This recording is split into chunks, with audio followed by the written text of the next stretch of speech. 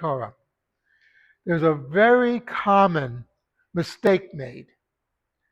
The mistake is we call Rosh Hashanah the Jewish New Year. This is wrong. Remember, Tishrei is the 7th month of the Jewish year.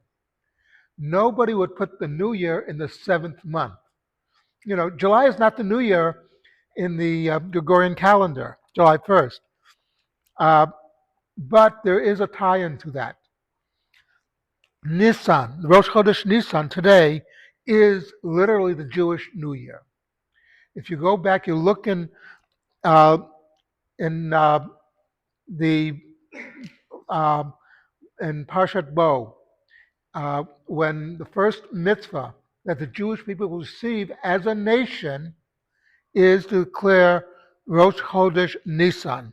This month will be to you the first of the months. And according to the Gemara in Rosh Hashanah, this mentions different New Years. Today is the New Year for kings. It's the national New Year for the Jewish people. Rosh Hashanah is the New Year. It's called the New Year, but it's celebrating the creation of the world. This is when God created the world, or actually when man was created. Is that really truth? Because before man was created, in the Torah point of view, nothing really mattered. Somebody once asked, why were all the animals destroyed in the flood? And this Chabad rabbi said, well, if man is not around, what good are the animals? The animals are here to serve us. We don't serve them. I know that's unpopular in certain circles, but the point is, the world was created for man. So that's why we count the years from when man was created. Rosh Chodesh Nisan is when the Jewish people became a people. That God said, this will be your first month. You're leaving slavery. You're entering into freedom. A sign of freedom is you control time. A slave does not control time. A free man does. And this is for us the beginning of our redemption. So you might say that Rosh Chodesh is the world is created. Rosh Hashanah is the world is created. Rosh Chodesh Nisan is, okay, now that the world is created, what will you do about it? Because this is when we begin to get mitzvot.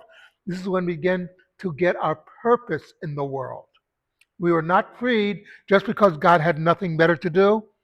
There were a lot of slaves who were not freed. We were freed for a purpose, to bring God in the world by doing our mitzvot, showing how a Torah nation can exist. That what it means to be a Torah nation following God's laws. Remember that in Israel, there's a movement not to say that people are religious. The word is dati. And dati, by the way, dat, the Hebrew word for religion, is a foreign word. It is not a real Hebrew word. It first appears in the Bible in the book of Esther, and it's Persian. The movement in Israel is, people say, I am Torah-ni. I am following the Torah. How the Torah looks, not just in how I live my life, but how we as a nation should behave.